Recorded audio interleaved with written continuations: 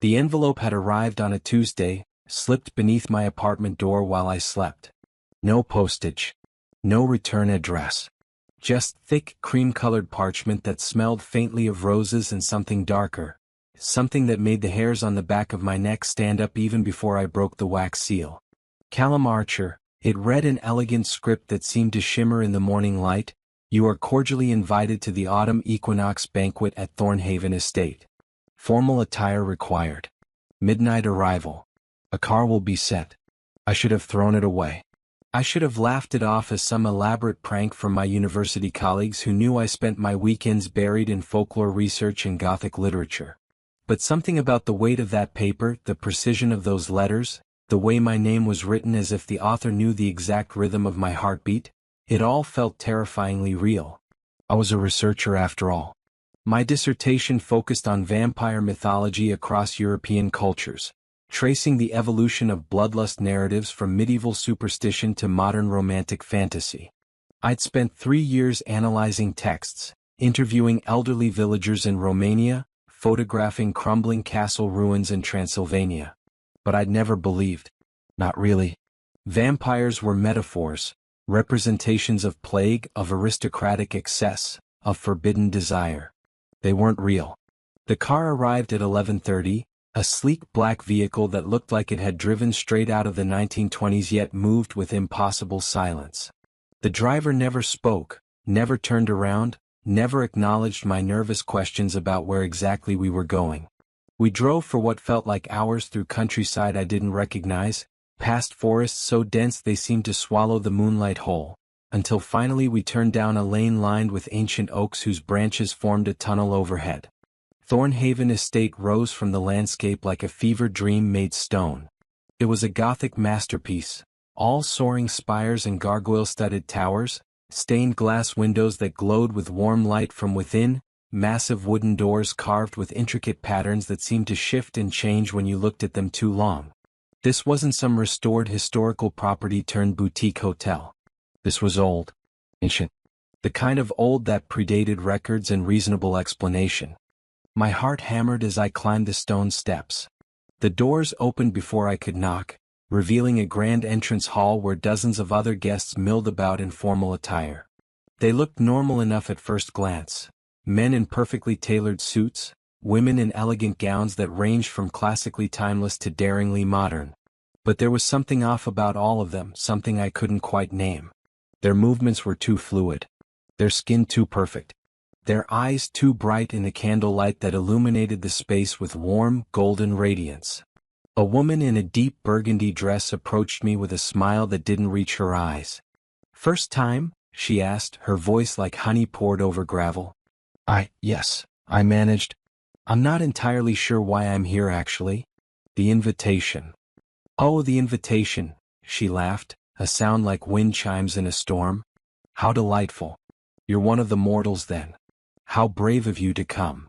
She leaned closer and I caught the scent of her perfume, roses and copper and something ancient. Word of advice, darling. Don't sit in any seat that has a red rose beside the plate. Those are reserved. Everything else is fair game. Before I could ask what she meant, a bell chimed, deep and resonant, vibrating through my chest like a second heartbeat. The crowd began moving toward a set of massive double doors that had just swung open, revealing a banquet hall that stole the breath from my lungs. The banquet hall defied physics and reason. It stretched impossibly far, yet somehow felt intimate. The ceiling soared at least 50 feet overhead, painted with murals that seemed to move in the flickering candlelight, scenes of ancient battles, moonlit forests, elegant figures dancing through centuries. Massive stone pillars carved with intertwining roses and thorns supported Gothic arches, each one lit by clusters of candles in ornate golden sconces. But it was the table that commanded attention. A single, enormous table ran the length of the hall, covered in midnight blue cloth embroidered with silver thread that caught the light like captured starlight. Place settings stretched in both directions, fine china painted with gold leaf, crystal glasses that refracted candlelight into rainbow prisms, silverware that looked sharp enough to be weapons. And everywhere were candles. Hundreds of them in tall candelabras, creating a warm golden glow that should have felt welcoming but instead felt like standing inside the belly of some beautiful, dangerous creature. The guests filed in with practiced ease, clearly familiar with the protocol I couldn't begin to guess at.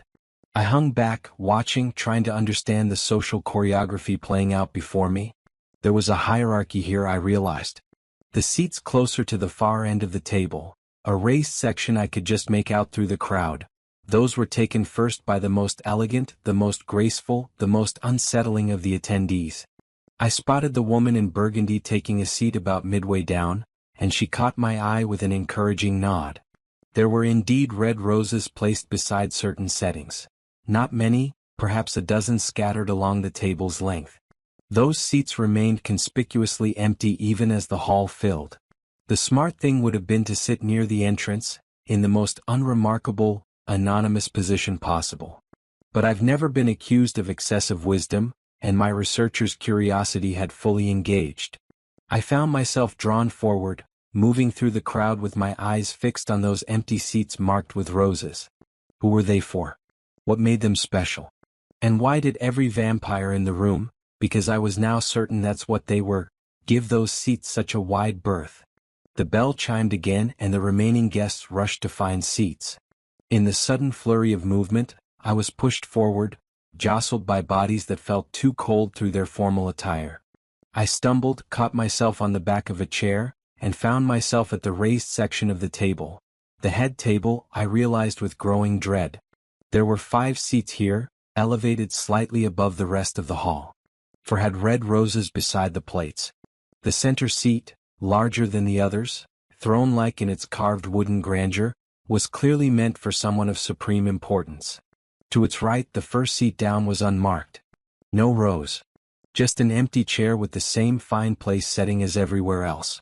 In my confusion and the press of bodies finding their places, in the dimming of some candles and the brightening of others creating disorienting shadows, I made a choice that would alter the course of my existence. I sat down in that unmarked seat. The reaction was immediate and total. Every conversation in the hall ceased. Every movement froze.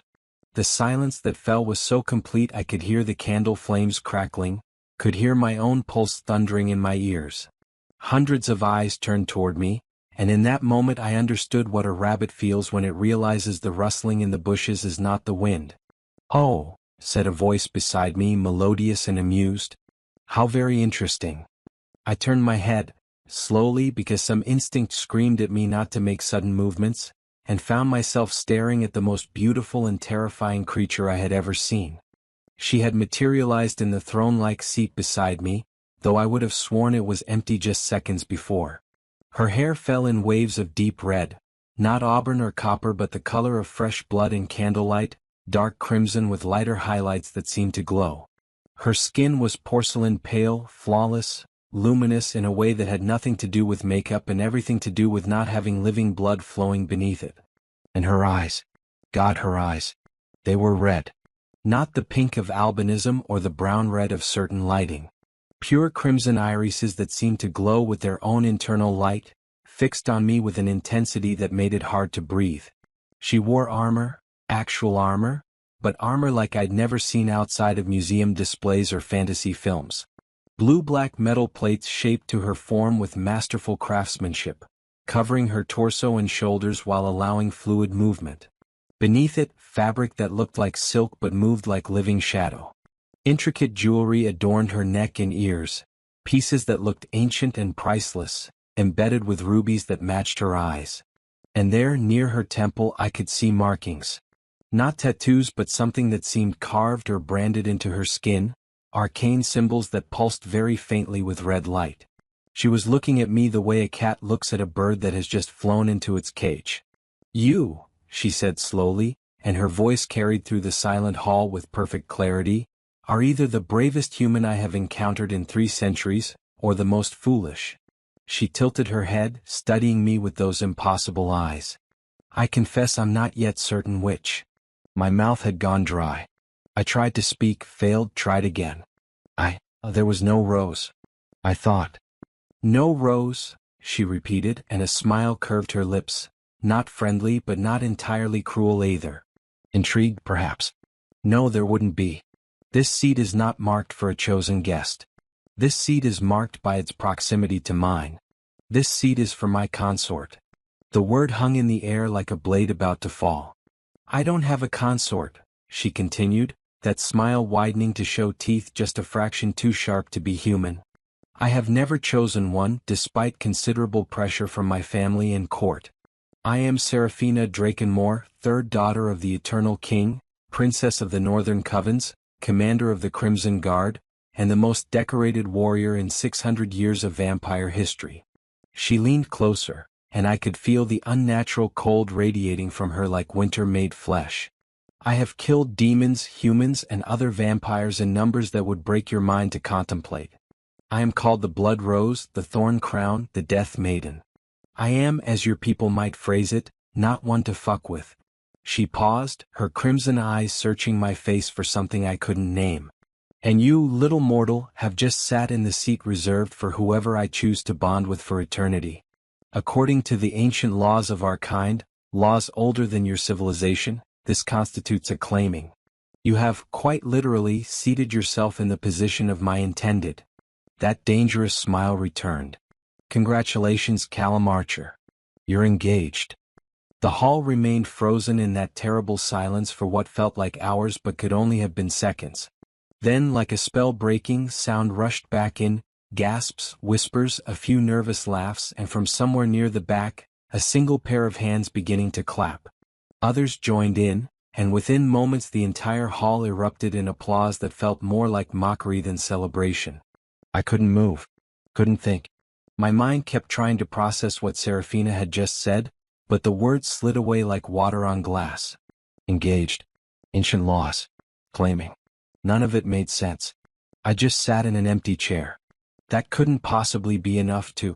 Protocol dictates, Seraphina announced, her voice cutting through the noise with ease, that we allow the accidental claimant to speak in their defense before the council convenes to determine if the bonding ritual shall proceed or if mercy shall be granted in the form of immediate death. My head snapped toward her. Death. Of course, she said, as if this were the most reasonable thing in the world. You cannot be permitted to leave with knowledge of our gathering, our identities, our existence. The choices are simple: bond with me and live among us forever, or die tonight with honor and have your body returned to your home with fabricated evidence of natural causes. She picked up her wine glass, filled with something too dark, too thick to be wine, and took a delicate sip. Personally, I find the bonding option far more entertaining, but the choice is technically yours. The world tilted. This couldn't be real. I was going to wake up in my apartment, I was going to... A hand fell on my shoulder, cold even through my jacket, and I looked up to find an older vampire standing behind me. He was tall, distinguished, with silver hair and eyes like chips of ice. Lord Callum, he said with heavy formality that dripped with barely concealed contempt, you will please rise and address the assembly. I'm not a lord, I managed, my voice embarrassingly shaky. I'm a graduate student. There's been a mistake. The mistake was yours, he replied coldly. But the consequences belong to us all. Rise. Seraphina made a small gesture with her hand, and I felt compelled, not magically but by sheer presence, to obey. I stood on legs that felt like water, turning to face the sea of undead nobility before me. They watched with expressions ranging from amusement to outrage to cold calculation. I saw the woman in burgundy near the middle of the table. She was smiling, but it was the smile of someone watching a gladiator about to enter the arena. My voice cracked. I cleared my throat and tried again. I didn't know. I'm not familiar with your customs. In my defense, there was no marker at this seat. Because no marker should have been necessary, someone called out from the crowd. No one in their right mind would sit beside the Death Maiden uninvited. He's mortal, Christoph, another voice countered. How would he know? Which is precisely the point. A woman stood, her gown shimmering like oil slicks. Mortals do not belong at the equinox banquet. Their presence is permitted only by specific invitation and only in designated areas. The fact that he reached the head table at all suggests either incompetence in our security or conspiracy. The word sent a ripple through the crowd. Conspiracy. I saw expressions hardening, saw hands moving to rest on weapons I hadn't noticed before. Enough. Serafina's single word silenced them all. She stood in one fluid motion, her armor catching the candlelight and throwing it back in sharp gleams. There is no conspiracy. I can smell the truth on him as clearly as I smell his fear, and oh, he is very afraid. She circled around the table to stand beside me, and I realized with a start that she was exactly my height. Somehow I'd expected her to be taller, but no, we stood eye to eye. He is exactly what he appears to be, a curious fool who wandered where he didn't belong and got more than he bargained for. She reached out and took my chin in her hand, turning my face toward hers. Her skin was cold as marble and just as hard. Look at me, Callum Archer. I had no choice. Her crimson eyes filled my vision and I felt something, a presence, pressing against my mind. Not violently but firmly, like fingers turning pages in a book. I tried to resist, but it was like trying to hold back the tide. He is a researcher, she announced to the hall, though her eyes never left mine. He studies us, our mythology, our folklore. He has spent years trying to understand creatures he believed were fiction. The invitation found its way to him through, a smile curved her lips. Through the mischief of my younger brother, it seems. Dear Lucien thought it would be amusing to invite a vampire scholar to an actual vampire banquet. The boy never did learn subtlety. She released my chin and I stumbled back a step, my head spinning. She'd been in my mind. She'd read my memories like they were words on a page. So we have established, no conspiracy, simply stupidity, both the mortals and my brothers. The question remains, what do we do with him? Serafina turned to face the assembly, and I realized with a chill that she was enjoying this. The attention, the drama, the power. By law he has made a claim. Whether he intended to or not is irrelevant. The seat was taken. According to the Accords of the Third Covenant, established in 1347 following the Blood Summit, any person who seats themselves in the consort position beside an unbonded vampire noble is considered to have issued a bonding challenge. My lady, the silver-haired vampire behind me spoke up. With respect, that law was written for vampire challengers seeking to prove their worth. It was never intended to apply to mortals who stumble about in ignorance. And yet, Serafina countered, the law does not specify species. It says any person. The language is clear. She was smiling now, and I realized with dawning horror that she was actually considering this. Not as an inconvenience to be dismissed, but as an opportunity. You can't seriously be considering bonding with a human, someone protested. You, of all vampires. The blood rose, bonded to mortal cattle? The temperature in the room dropped 20 degrees in an instant. Serafina moved, and the vampire who'd spoken was suddenly pinned against a pillar 20 feet away, her hand around his throat. I hadn't seen her move. One moment she was beside me, the next she was there, and the candles between flickered wildly in the wake of her passage. Choose your next words carefully, Marcus, she said softly, dangerously. I am princess of this court by blood and by blade. I have earned my titles in combat against enemies you cannot imagine. If I choose to bond with a human, a rock, or a particularly interesting shrub, that is my prerogative and mine alone. Are we clear? He nodded frantically and she released him, returning to my side in another blur of movement. The hall was silent again, but this time the silence held a different quality. Fear, respect, and something else, anticipation. I will bond with him, Serafina announced, and those 5 words sealed my fate. Not because I am required to, but because I choose to. It has been suggested repeatedly by my father and the court that I should select a consort. I have refused every suitable vampire presented to me over the past 2 centuries. Perhaps, she looked at me and something flickered in those crimson eyes, something that might have been curiosity or might have been amusement. Perhaps it is time I try something different. She raised her voice, addressing the entire assembly. Let it be known, I, Serafina Drakenmore, claim Callum Archer as my intended consort. The bonding will take place 1 month hence, on the night of the blood moon as tradition dictates. He will be given the choice on that night to complete the bond or refuse it. and accept death as the consequence of refusal. Until then he is under my protection. Any who harm him answer to me." The silver-haired vampire stepped forward. "My lady, he cannot stay in the mortal world knowing what he knows." "Agreed," Seraphina said calmly. "He will reside at Thornhaven Estate as my guest. His absence from the mortal world will be explained. I leave those details to the veil keepers." She looked at me again and I saw iron in her gaze. "You have 1 month to decide if you wish to become immortal and spend eternity at my side or die with honor. I suggest you use that time to understand exactly what you've gotten yourself into." Before I could respond, before I could protest or question or scream the 1,000 objections crowding my throat, she gestured to the silver-haired vampire.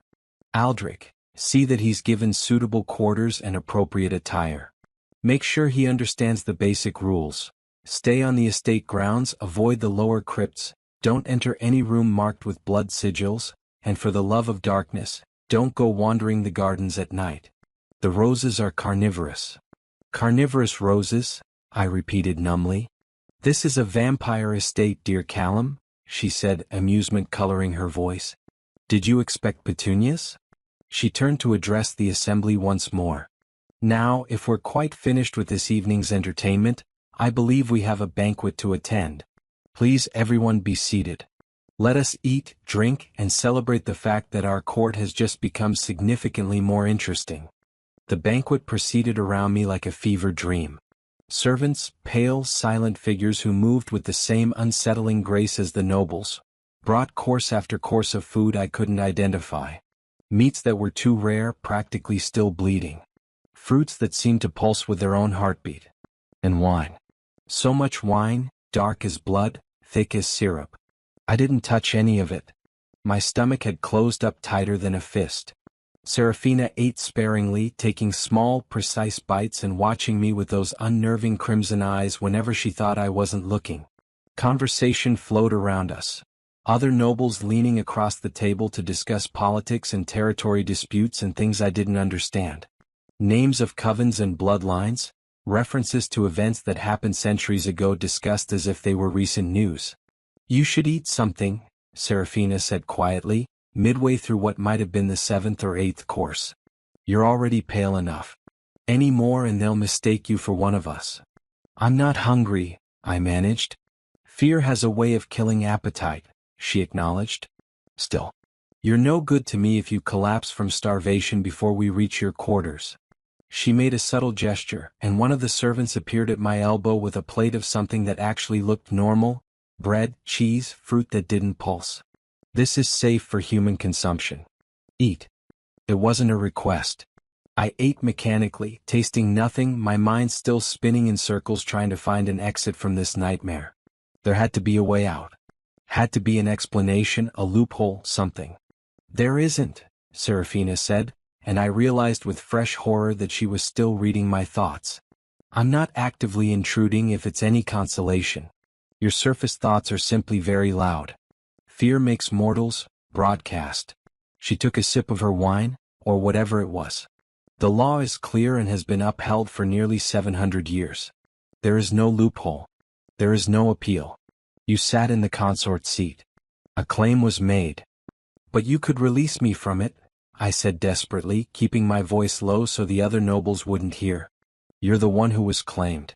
Surely you can just unclaim me?" "I could," she agreed. "But I won't." "Why?" The word came out sharper than I intended, edged with hysteria.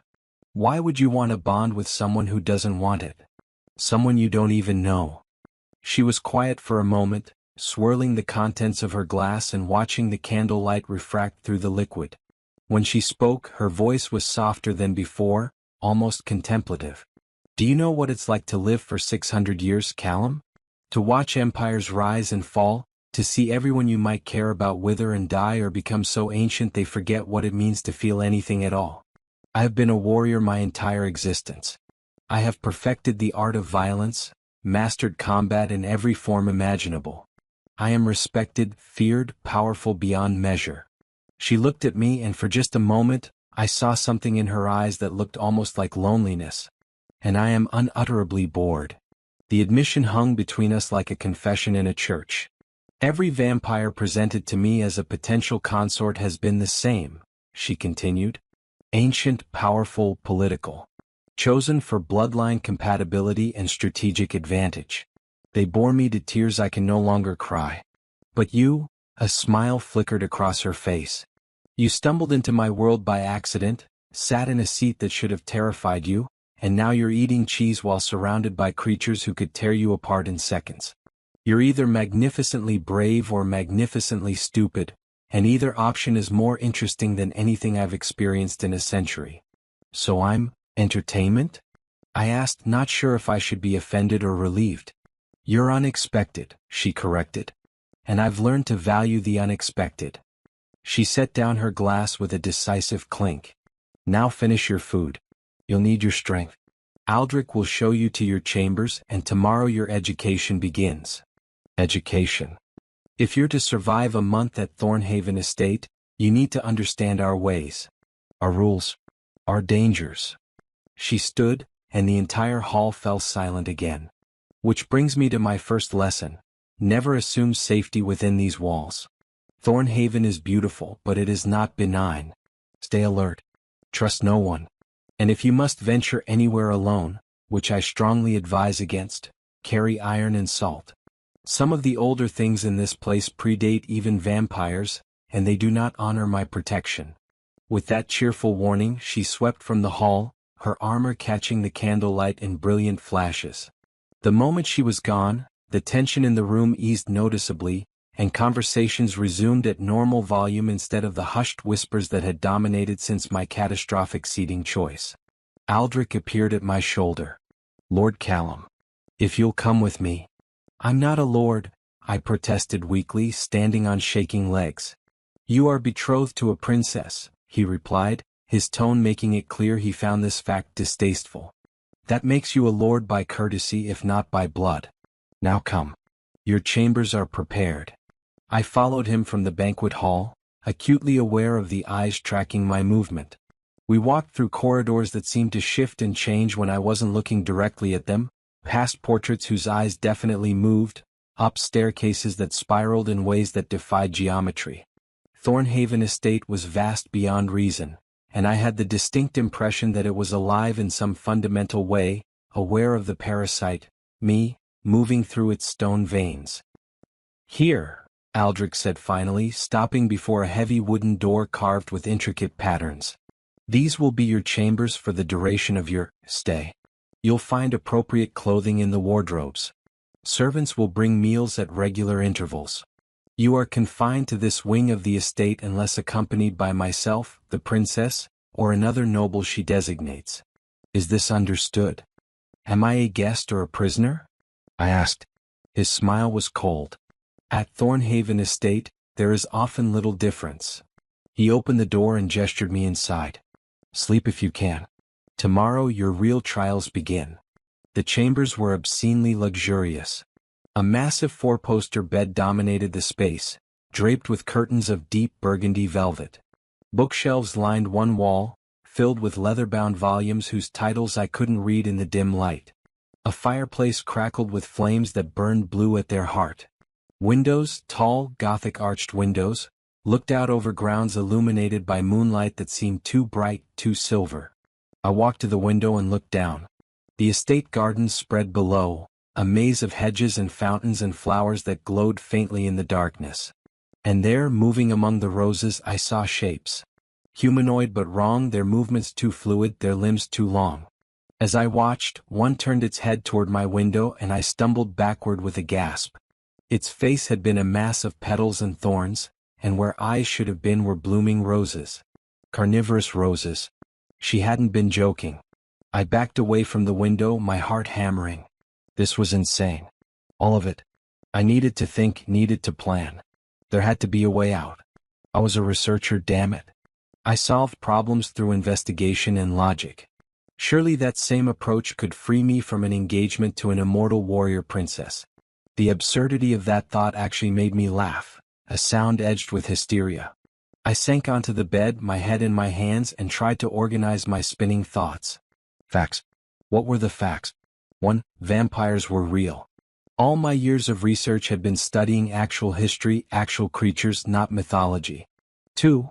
I had accidentally invoked some kind of ancient bonding law by sitting in the wrong chair. 3. I had 1 month to decide between becoming a vampire and spending eternity with Serafina Drakenmore, or dying. 4. There was a third option. There had to be. I just had to find it. I looked at the bookshelves, hope stirring in my chest. If anywhere had information about vampire law and customs, surely it would be here, in a room designated for a potential consort. I stood and approached the shelves, pulling down volume after volume. Most were in languages I didn't recognize, flowing scripts that looked almost Arabic, harsh runes that might have been Nordic, elegant characters that could have been ancient Chinese. But finally I found one in Latin, a language I'd learned from my research. Codex Sanguinum, the laws of blood and bond. My hands shook as I opened it. The pages were vellum, probably actual animal skin, and the ink was a dark russet that I tried very hard not to think about. I flipped through until I found a section marked De Consortio Eterno, concerning eternal consorts. I read through the night, the fire burning low and then flaring back to life without any intervention from me, as if the room itself wanted to help my research. What I learned didn't comfort me, but it did clarify my situation. The law was indeed absolute. Sitting in the consort seat constituted a claim that could only be resolved through bonding or death. But there were footnotes, subclauses, exceptions written in cramped text at the margins of pages.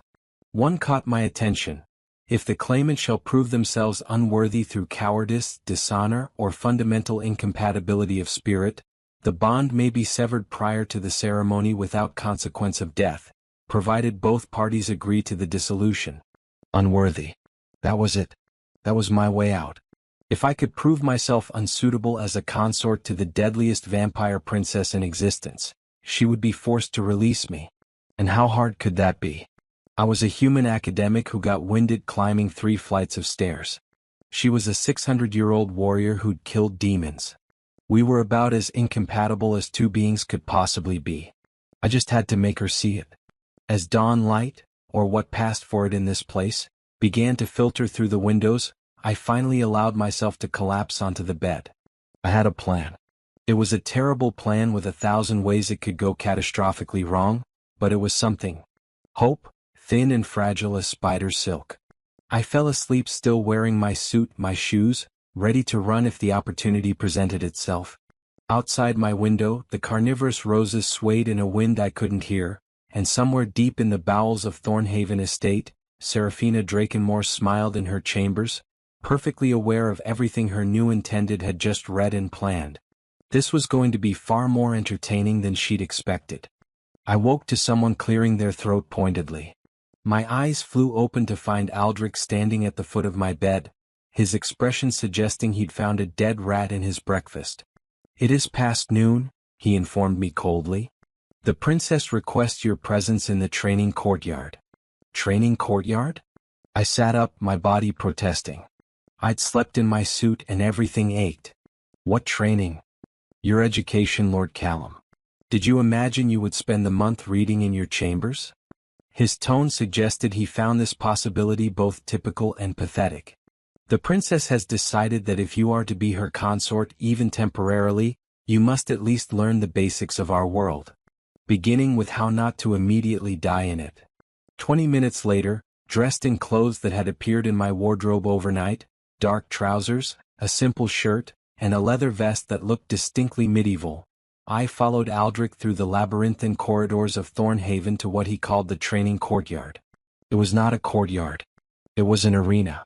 The space was enormous, open to the sky but surrounded by high stone walls carved with what looked like protective runes. The ground was hard-packed earth, stained with what I desperately hoped was just rust.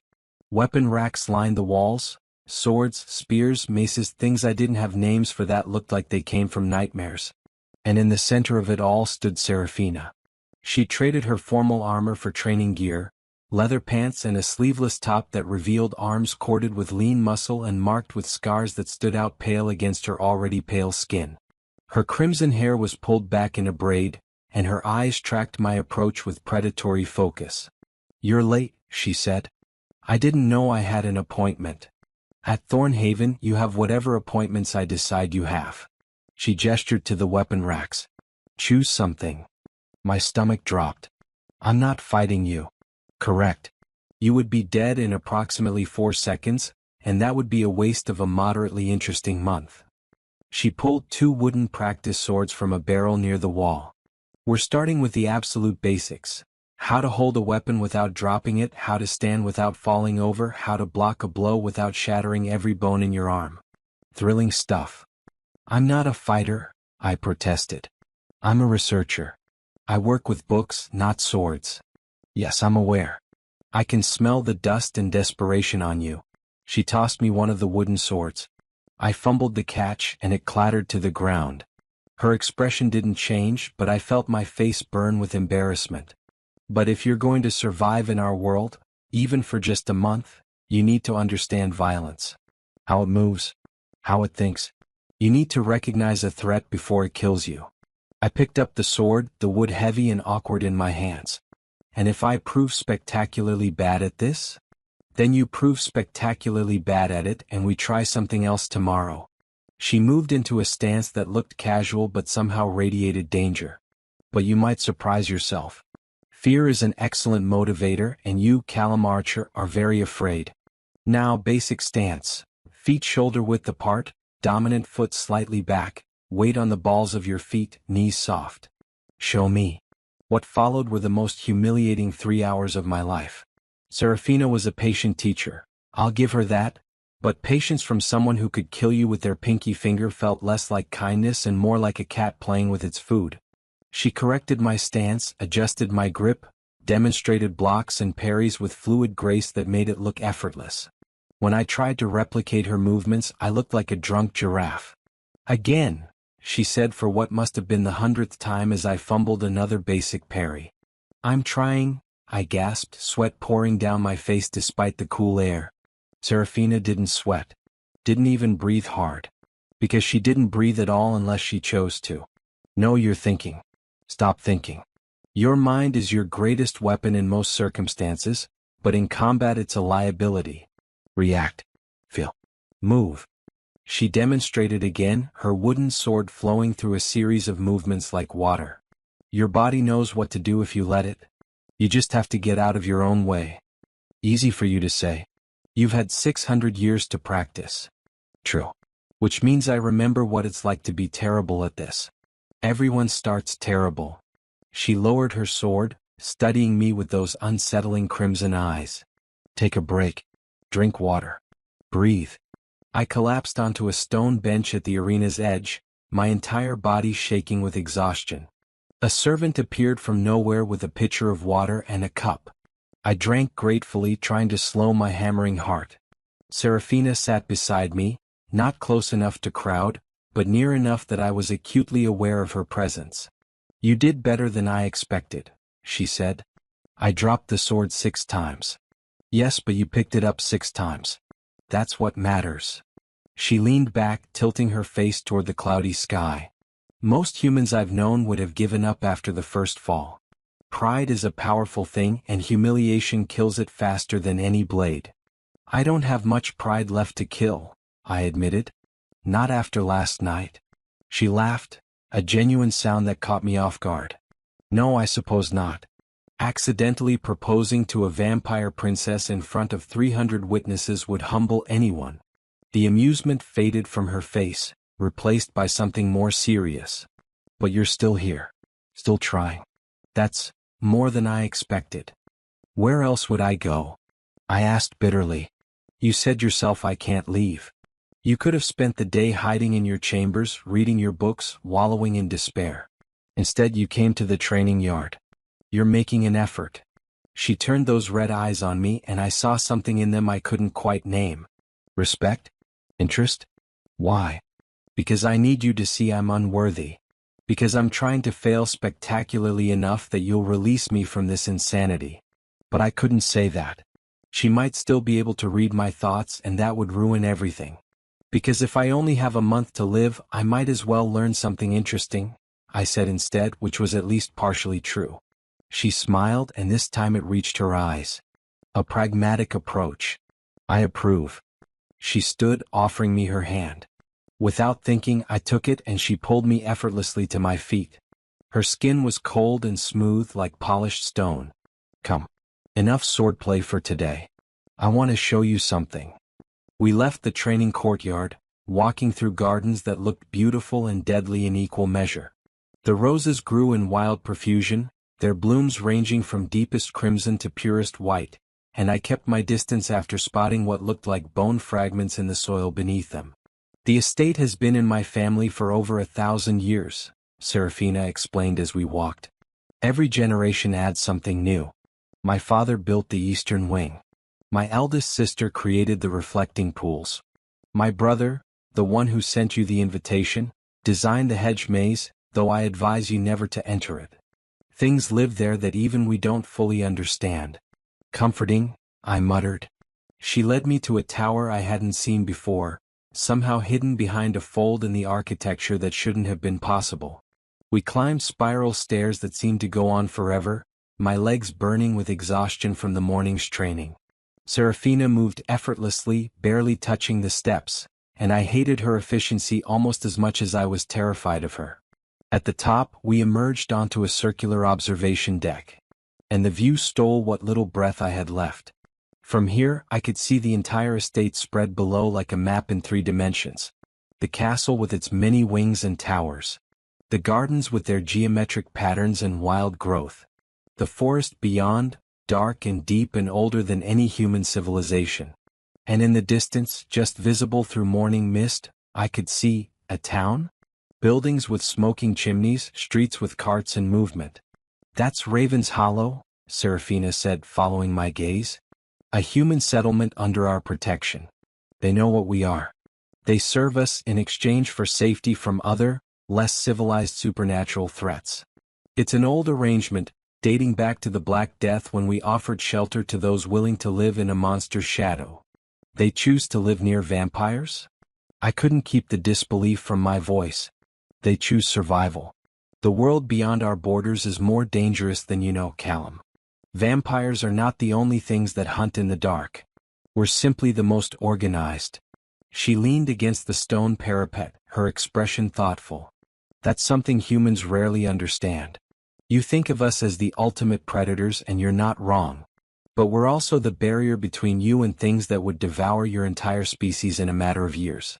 We maintain balance. We enforce rules. We keep the real nightmares locked away. That's a disturbing thought, I said. The truth often is.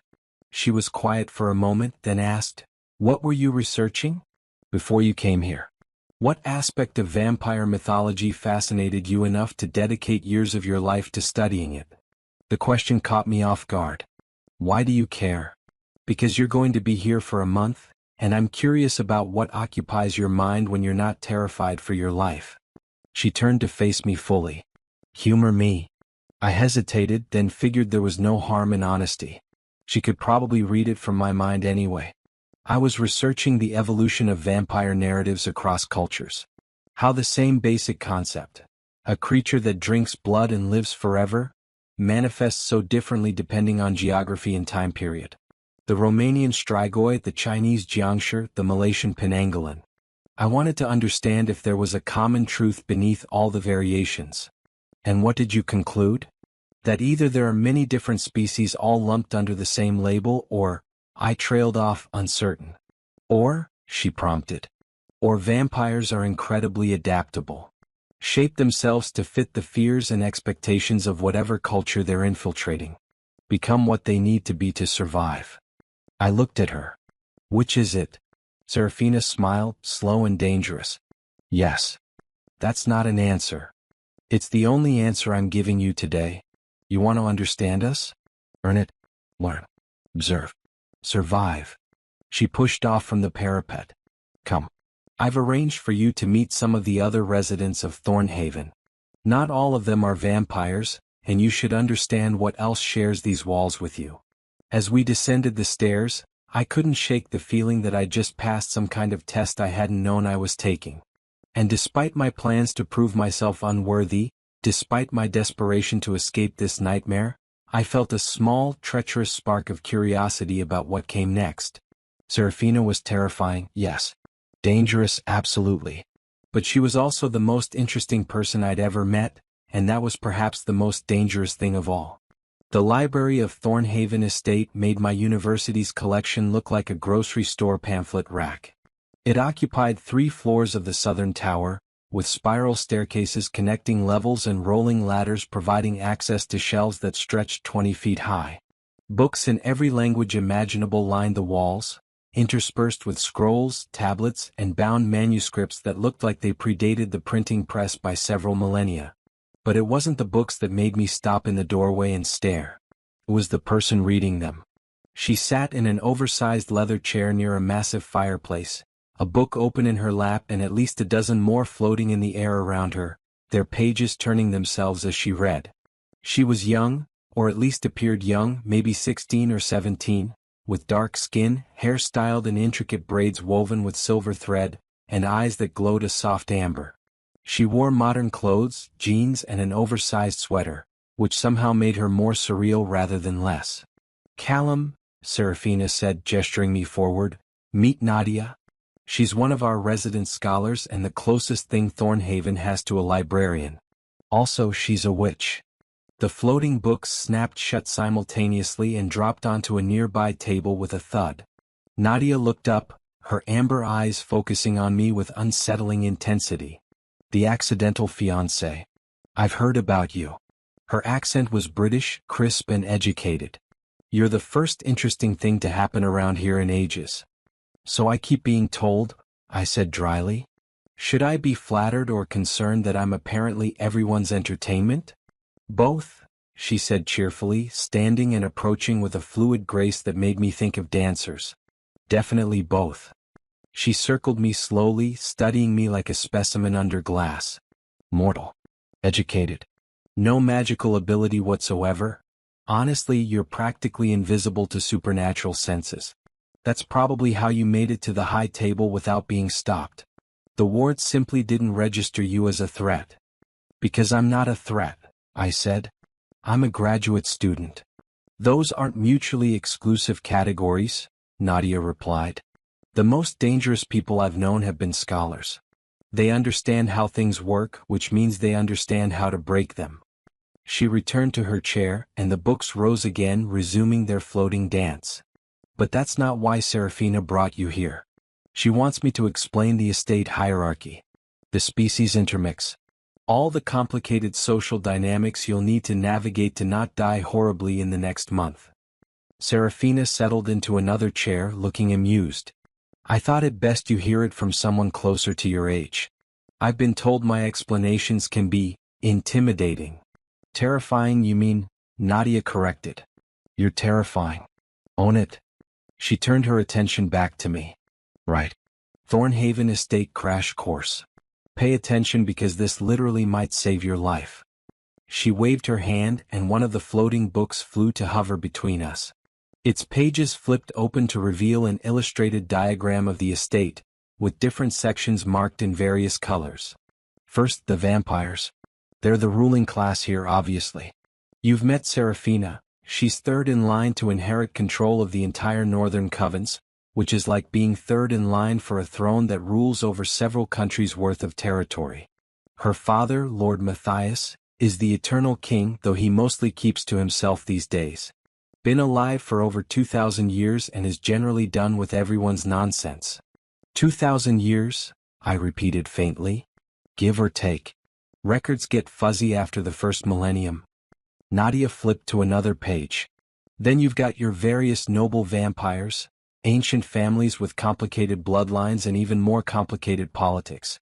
They mostly hate each other but maintain a fragile peace because Lord Matthias will personally destroy anyone who starts internal warfare.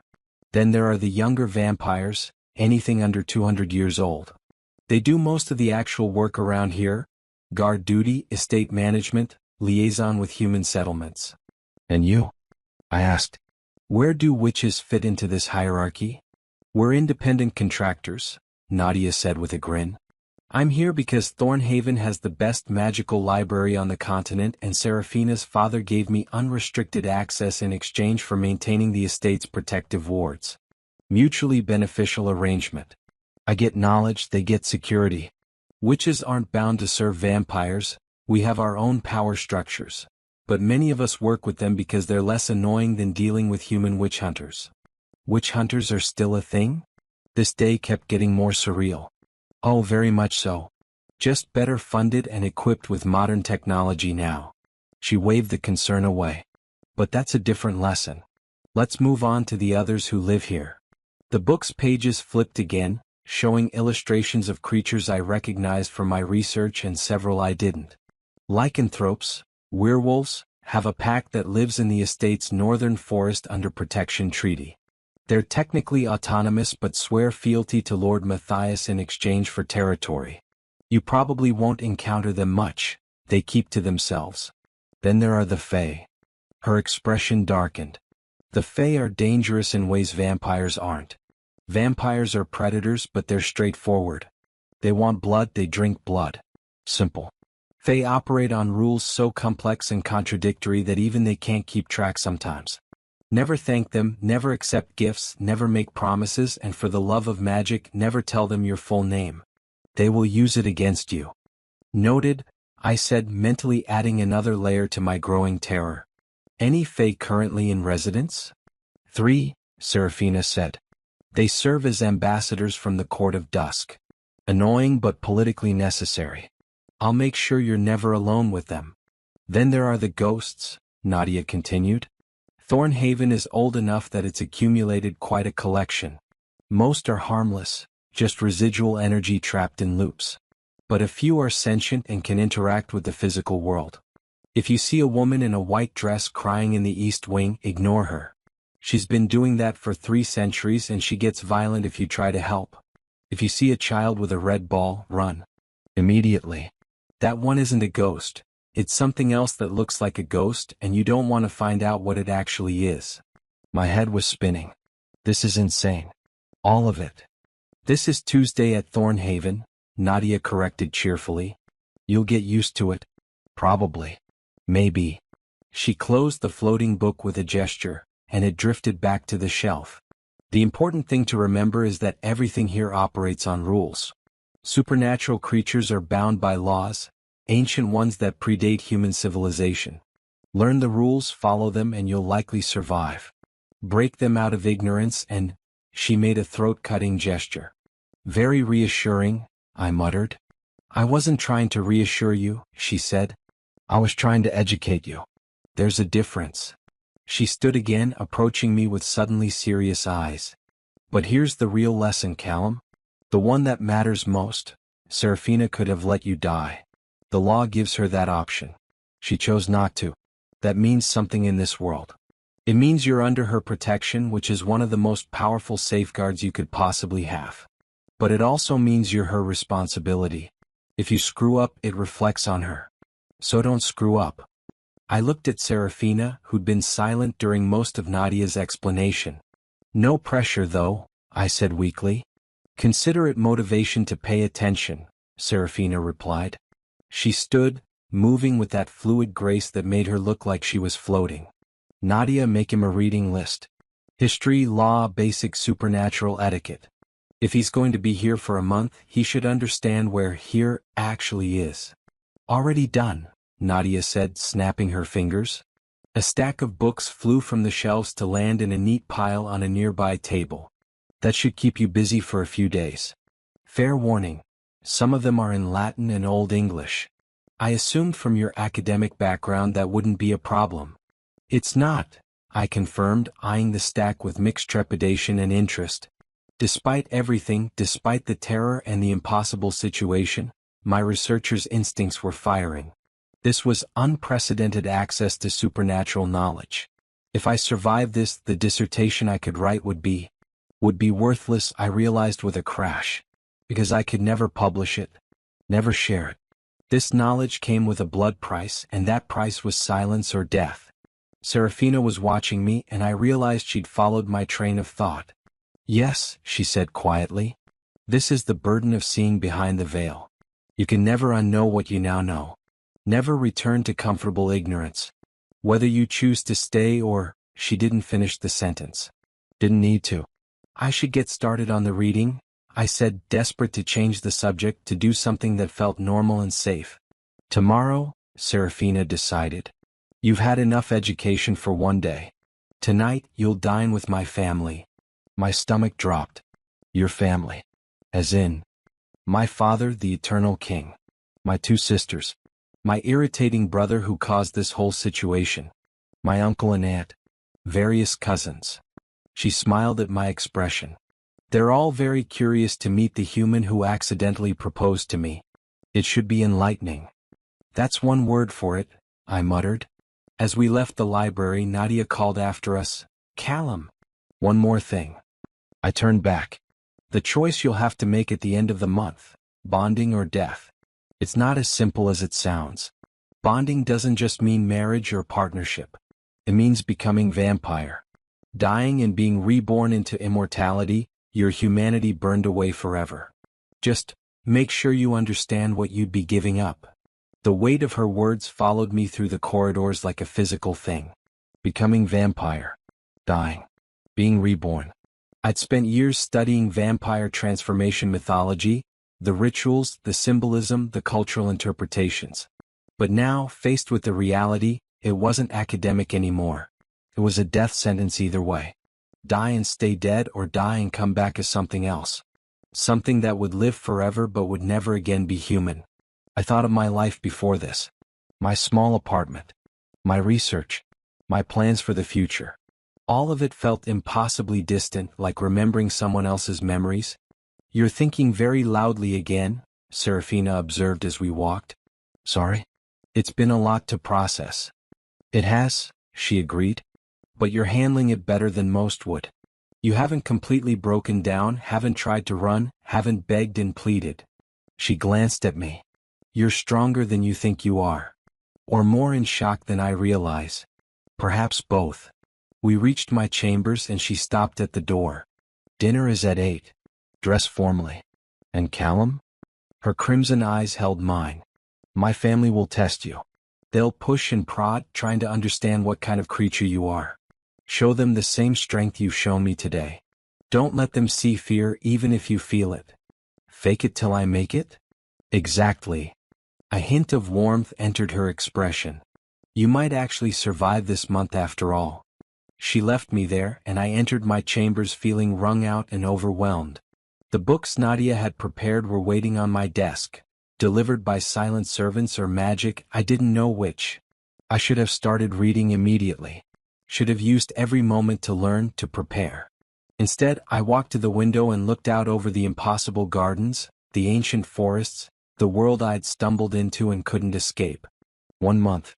30 days to decide if I wanted to die or stop being human. And the most terrifying part was that I was no longer entirely certain which option scared me more. Aldrich arrived precisely at 8 to escort me to dinner. I dressed in the formal attire provided. Another suit, this one black with subtle embroidery at the cuffs that looked like silver thorns. I felt like I was going to my own funeral, which, given the circumstances, wasn't entirely inaccurate. Some advice, Lord Callum, Aldrich said as we walked, his tone suggesting he was offering it against his better judgment. Lord Matthias respects directness. Don't try to flatter or manipulate, he's seen every trick in existence. Lady Evangelina, the eldest sister, will try to provoke you, ignore her. Lord Lucian, the brother who sent your invitation, treats everything as a joke. Don't take the bait. And Lady Celeste, the middle sister, is the most dangerous because she seems kind. She's not. None of them are. Except Serafina? I asked hopefully. Especially Serafina, he corrected. She's simply more honest about it. The dining room was smaller than the banquet hall but no less impressive. A table of dark wood polished to mirror brightness stretched beneath a chandelier that held hundreds of candles. The walls were covered in portraits, presumably ancestors, all with those same unsettling red or amber eyes, watching with predatory interest. 5 vampires were already seated. I recognized Serafina immediately. She changed into a gown that matched her armor's blue-black coloring, elegant and severe. She sat at her father's right hand. Lord Matthias Drakenmore sat at the head of the table, and the weight of his presence made everyone else in the room seem diminished. He was tall, with silver-white hair and eyes like frozen blood. He wore simple dark robes, no ornamentation because he didn't need it. Power radiated from him like heat from a forge. 2,000 years of existence had carved away everything unnecessary, leaving only essential danger. To his left sat a woman who could have been Seraphina's twin, except her hair was midnight black and her smile was all sharp edges. Lady Evangelina, I presumed. She watched me enter with undisguised amusement. Beside her was a younger man, or younger appearing at least, with copper-red hair and green eyes that danced with mischief. He raised his wine glass to me in a mock toast. Lord Lucian, the architect of my doom. The last woman was harder to read. She had honey-gold hair and delicate features, with eyes that seemed blue until the light caught them and revealed they were actually pale crimson. She smiled at me warmly, which somehow made her more frightening than the others' open hostility. Lady Celeste. Lord Callum Archer, Lord Matthias said, his voice like stone grinding against stone. Sit. It wasn't a request. I took the empty seat between Seraphina and Lucian, acutely aware that I was surrounded by creatures who could tear me apart in seconds. So, Lucian began cheerfully, how's the existential dread treating you? Sleeping well? Eating? Not screaming into pillows at night? Lucian, Seraphina said quietly, and he subsided, though his grin remained. Lord Matthias studied me with eyes that seemed to see through flesh and bone to whatever counted as my soul. My daughter tells me you're a researcher. That you study vampire mythology. Yes, my lord, I said, trying to keep my voice steady. Cultural anthropology with a focus on supernatural folklore. And how do you find the reality compares to the mythology? Was a test. I could feel the weight of everyone's attention on me. The mythology is incomplete. It captures fragments of truth but misses the essential nature. The cultural variations suggest either multiple species or remarkable adaptability. The power structures are more sophisticated than folklore suggests. And the political implications are entirely absent from popular narratives. Something that might have been approval flickered across Lord Matthias's face. A measured answer. Most humans either grovel or pontificate. You do neither. Groveling won't change my situation, I said. And pontificating would be absurd given how little I actually know. Evangelina laughed, the sound like breaking glass. Oh, I like him. He's self-aware. Can we keep him father? That decision belongs to Seraphina, Lord Matthias replied. Though I confess, I'm curious about her choice to uphold the bonding claim rather than simply kill him and be done with it. Every vampire at the table turned to look at Seraphina. She met their gazes calmly, taking a sip of her wine before responding. He interests me. That's reason enough. Is it? Celeste's voice was gentle, almost concerned. Sister, you've rejected every suitable vampire presented to you for 2 centuries. Now you choose a human who stumbled into our world by accident? One who will either die in a month or require transformation, becoming your eternal responsibility? It seems impulsive. I'm never impulsive, Seraphina said. Everything I do is calculated. Then what's the calculation here? Evangelina challenged. What value does he provide? He's mortal, Seraphina said simply. He sees time differently than we do. To him, a month is significant. To us it's a blink. He's lived barely 3 decades, yet he's dedicated years to understanding creatures he believed were fiction. That kind of passion, that dedication to knowledge for its own sake. When was the last time any of us felt that? When was the last time anything mattered enough to devote our limited attention to it? The table fell silent. I realized with a start that Seraphina wasn't just defending her choice to them. She was explaining it to herself. You're bored, Lord Matthias said, not accusatory but observational. The problem with immortality. Eventually you've seen everything, done everything, become so skilled at existence that nothing challenges you anymore. Yes, Seraphina admitted. And then a mortal researcher sits in my consort seat, looks me in the eye, and instead of begging for mercy he asks about species variation and cultural adaptation. He's terrified, absolutely terrified, but he's still curious, still trying to understand. When was the last time I encountered anyone, mortal or immortal, with that kind of courage? Courage or stupidity, Lucien murmured. Often the same thing, Serafina replied. The point is he's unexpected. Novel. For the first time in decades, I'm genuinely interested in how something will unfold. So he's entertainment, Evangelina said flatly. A pet project to stave off your boredom. If that's how you want to frame it. Serafina's tone suggested she didn't particularly care how her sister framed it. I should have been offended. Should have been outraged at being discussed like an object, a curiosity, a temporary distraction for a bored immortal. But instead I felt something unexpected, understanding. Because wasn't that exactly what my research had been? My own attempt to find something interesting enough to dedicate my limited time to? The only difference was I'd thought I was studying mythology, not auditioning for eternal partnership with one of the subjects. Lord Matthias turned his attention back to me. You've been very quiet during this discussion of your fate. Do you have nothing to say? I took a breath, remembering Serafina's advice. Show strength. Don't let them see fear. Only that I understand the position I'm in. I made a mistake born of ignorance and the consequences are mine to bear. But I'm not going to pretend to be something I'm not to make those consequences easier. I'm human. Mortal. Completely out of my depth. If that makes me unworthy of bonding with your daughter, then so be it. But I won't grovel, and I won't lie about what I am to save myself.